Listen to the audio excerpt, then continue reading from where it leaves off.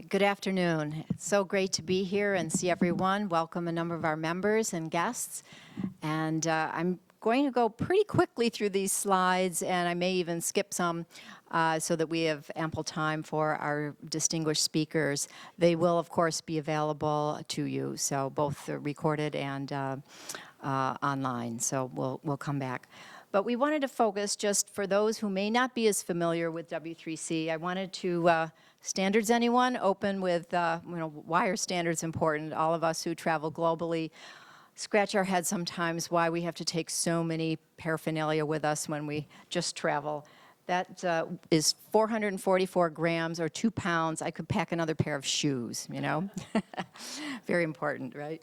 So, but we're here today to talk a little bit about the Open Web platform and W3C's role in helping to build that platform, which really is the most distributed building platform today. And it exists as the platform because of W3C standards. Any guesses as to how many websites there are that use W3C technologies today?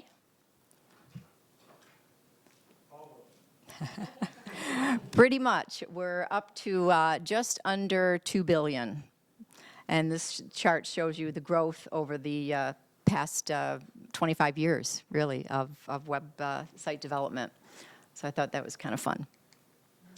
And of course, the cornerstone is HTML5, complemented with CSS and many other W3C technologies that everyone is using, millions of developers and companies worldwide. We were founded by Sir Tim. I'll go quickly through these, and we are a membership organization, as Rachel mentioned. We're really focused on 3 main areas today: core web enhancements, really expanding the core web; web for all, accessibility, internationalization, and industry vertical application areas. And that's part of the focus today, some of the industry verticals, but also we're going to be speaking about some of the web for all privacy and identity that are core to us. So these are, again, you can go back and take a look, but these are some of the current areas of capability we're doing: web payments, WebAssembly, WebRTC, for example, and future capabilities that are just in incubation. Blockchain, for example, language enablement, AI, all of these areas. Many of them are in community groups, and we'll talk about that in just a minute. So again, that's expanding some of the core capabilities. The web for all are these areas. And just very briefly, we were very honored to be recognized by the Emmy Awards for putting captioning and subtitles into video. And so we were recognized for that accessibility on the web contribution a couple years ago. And we're also now, and today you're going to hear from more industry experts about some of the identity work we're doing. Web authentication, I'll speak briefly on, verifiable credentials, and decentralized identity.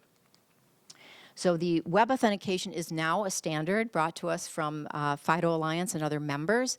That is now a standard. We're now working on additional features, and essentially it's to eliminate the passwords in the browser with 2-factor authentication. And there's many keys, and we want to do a shout out to Yubico. Thank you, a sponsor who has provided, if you didn't get one, a YubiKey to use for your 2-factor authentication. We also are pleased to announce that just this week, verifiable credentials has gone to recommendation, the data model 1.0. And this is very interesting work, many, many different use cases that where you have a third-party credentialer to point to your identity and verifying who you are, whether it's a driver's license or a certificate or taking a test in a university setting. Many, many different use cases for this data model. There's actually a verifiable data registry, and we can talk offline. Again, I don't want to go into too much detail, but just give you kind of an overview today. And then we will be going into, this is a brand new group that's just started, again, came out of a community group where we incubate new technologies. And Adrian is going to be sharing a lot more about this, so I don't want to steal his thunder. But this is a new kind of a decentralized identification system that's very exciting. And that's just begun. And then, of course, we have many different vertical industry areas that we're addressing. And I just wanted to highlight a couple of them to give you a sense, because you might not think about W3C in the automotive and transportation industry. And for several years, we've had business groups and a working group standardizing the data coming out of the IVI, the vehicle data. We have more than 800 different standardized modules coming out, and the purpose is to make sure that there is a standard way for the API to reach the cloud so multiple people can access the car data. And we are working increasingly with the automotive industry. They've been a little reluctant, and there are specific ways to fence some of that data that they only want to have on the vehicle, but increasingly we have so many people that want to have access to vehicle data for safety, for new services, many different areas, insurance. So you'll be seeing and hearing more about this work in the future.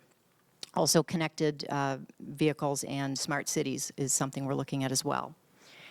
Then in media and entertainment, that of course is to ensure that media on the web is a great experience instead of, some of you here may remember downloading so many plugins to run a certain video. Well, now it just happens. It happens on your mobile, it happens on your desktop, it just happens. It happens on the television. And so we have a whole initiative there. These are just some of the participants, and I think we actually have some folks in this room who are from the media industry. And click. We also got an Emmy this year for streaming media, and we're very excited about that. And again, to emphasize the point about the fact that standards do help build markets and enable companies to monetize. Disney just launched last week their new streaming service, Disney+. And so it's, if you do the math, you know, over 10 million signups, that's a lot of monetization and a lot of market opportunity. So we're all following that very closely. And of course, the reason we're here today is more focused on commerce on the web, and we have many different areas that we're working, that we kind of bundle this into.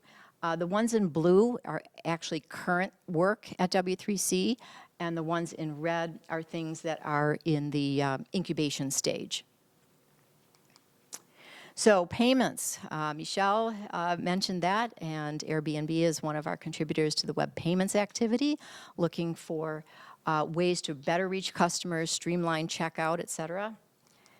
And one of the reasons that he mentioned in a pre-interview is that we actually are seeing app fatigue. And this is some of the current statistics about the fact that there's just too many apps. Everybody wants a native app to do something, but consumers are actually starting to push back a little bit. So we're seeing progressive web apps as being the way to go, and that's part of our payment approach as well.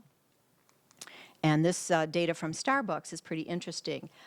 It takes up far less room on the device, on the mobile device, for example, and they're actually seeing really great transaction results by consumers.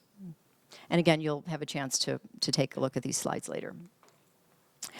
So the payment request API is one of the APIs we're standardizing. And again, I'm sure Michelle's going to speak more to that, as well as the payment handler. But it's basically the request and the fulfillment, back and forth. We're data agnostic, but that is the standardization effort on web payments.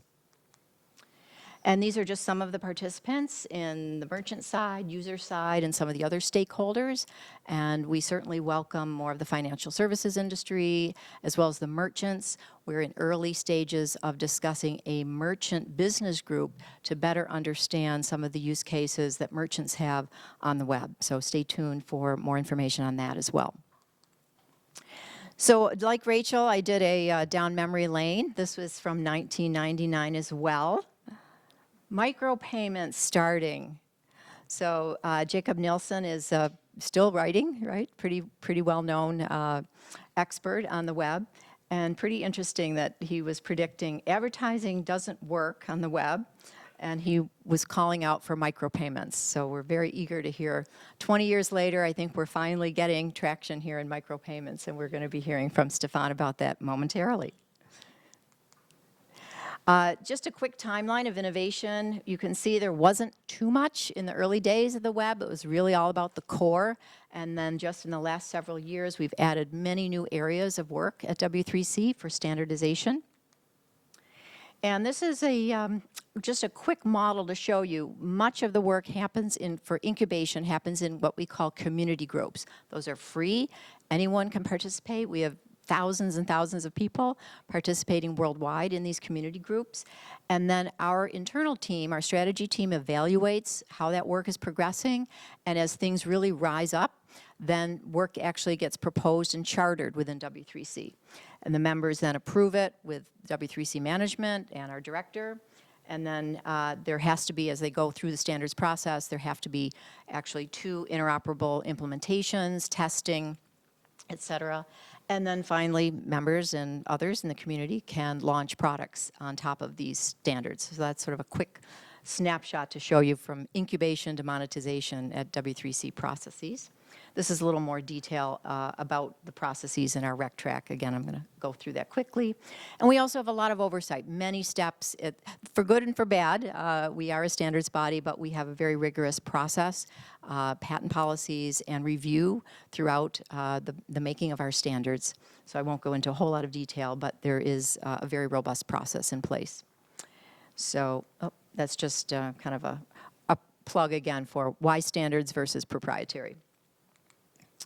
So members certainly benefit. We are looking to do more of these kinds of events to bring people together, to have thought leadership, conversations, facilities for really networking and meeting everyone and learning from each other. So that's our goal here today, not only for members, but others who might be interested in participating. So please jump into the pool. We welcome everyone, and this is our team. Come join us, and thank you for being here.